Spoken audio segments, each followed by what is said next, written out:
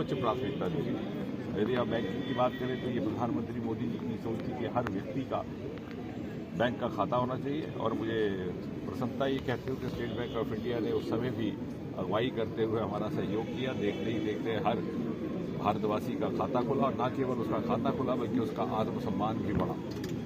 इसी प्रकार मुद्रा योजना आई, उसमें भी बैंकिंग सेक्टर का बहुत सहयोग रहा है।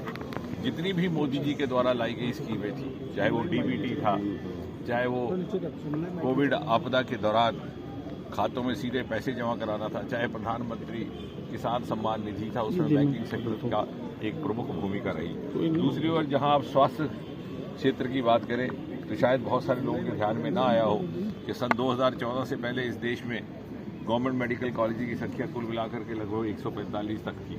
आज वो बढ़कर के 260 से अधिक हो गई। यानी जितने मेडिकल कॉलेज सरकार ने, केंद्र सरकार ने 65 वर्ष में स्थापित किए, लगभग उतने ही मात्र 10 वर्ष में मोदी जी के नेतृत्व में हुए। और मुझे ये भी प्रसन्नता कहते हुए कि मैं एक ऐसे लोकसभा क्षेत्र का प्रतिनिधित्व करता हूँ, उधमपुर, कठुआ, डोडा, जहाँ एक नहीं, दो नहीं, तीन मेडिकल कॉलेजेस हमें केंद्र के सहयोग से मिले। 20 तक एम्स की संख्या पहुँच गई। इसी प्रकार affordable, accessible and acceptable health care as well as medical education, इस उद्देश्य को लेकर के जब हम आगे बढ़े तो संख्या बढ़ा दी गई अंडर ग्रेजुएट एमबीबीएस सीटों की, एमडी सीटों की।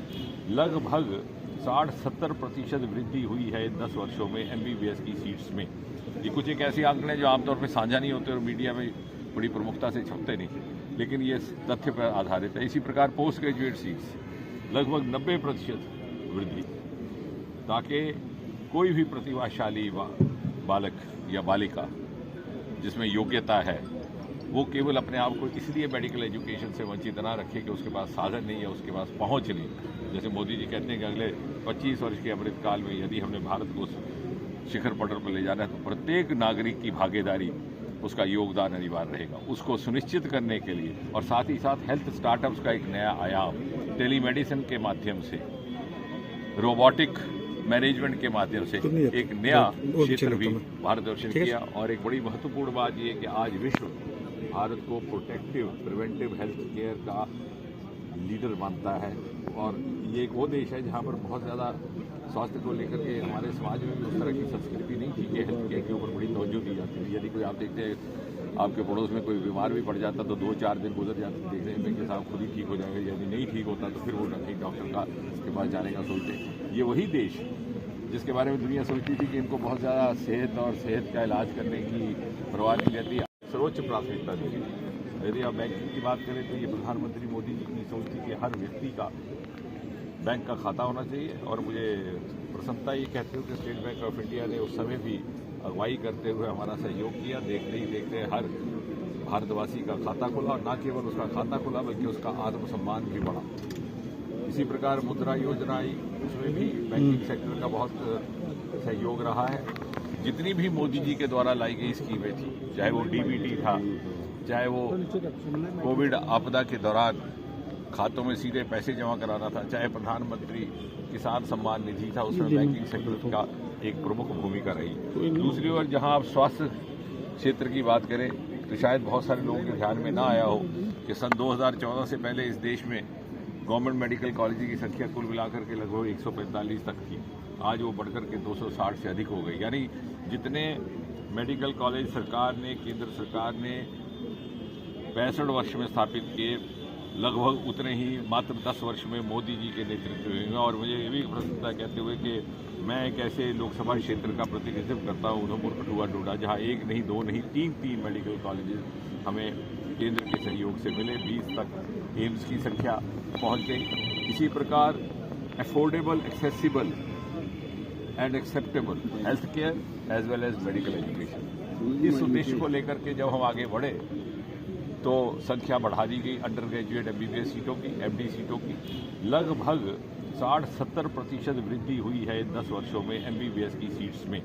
ये कुछ एक ऐसे आंकड़े जो आमतौर पर साझा नहीं होते और मीडिया में बड़ी प्रमुखता से छपते नहीं, लेकिन ये तथ्य पर आधारित है। इसी प्रकार पोस्ट ग्रेजुएट सीट्स लगभग 90% वृद्धि, ताकि कोई भी प्रतिभाशाली बालक या बालिका जिसमें योग्यता है वो केवल अपने आप को इसलिए मेडिकल एजुकेशन से वंचित ना रखे कि उसके पास साधन नहीं है, उसके पास पहुंच नहीं।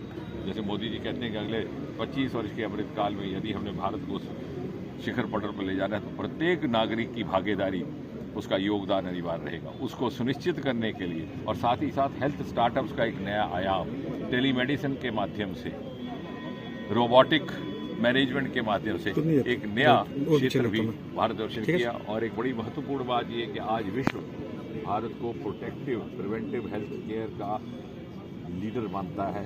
और ये एक वो देश है जहाँ पर बहुत ज़्यादा स्वास्थ्य को लेकर के हमारे समाज में भी उस तरह की संस्कृति नहीं थी कि हेल्थ केयर के ऊपर बड़ी तवज्जो दी जाती है। यदि कोई आप देखते हैं आपके पड़ोस में कोई बीमार भी पड़ जाता तो 2-4 दिन गुजर जाते देखने में कि साहब खुद ही ठीक हो जाएगा, यदि नहीं ठीक होता तो फिर वो एक डॉक्टर का के पास जाने का सोचते।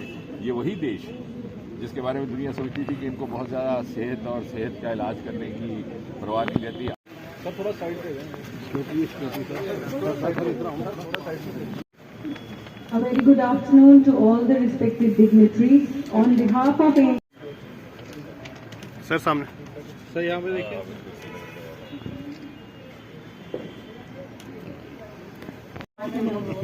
So we welcome you to the East Jammu. Now I would like to welcome Shri Vinod Jaiswal, Chief General Manager, State Bank of India, LHO Chandigarh, to kindly come on the podium, please, and address the gathering.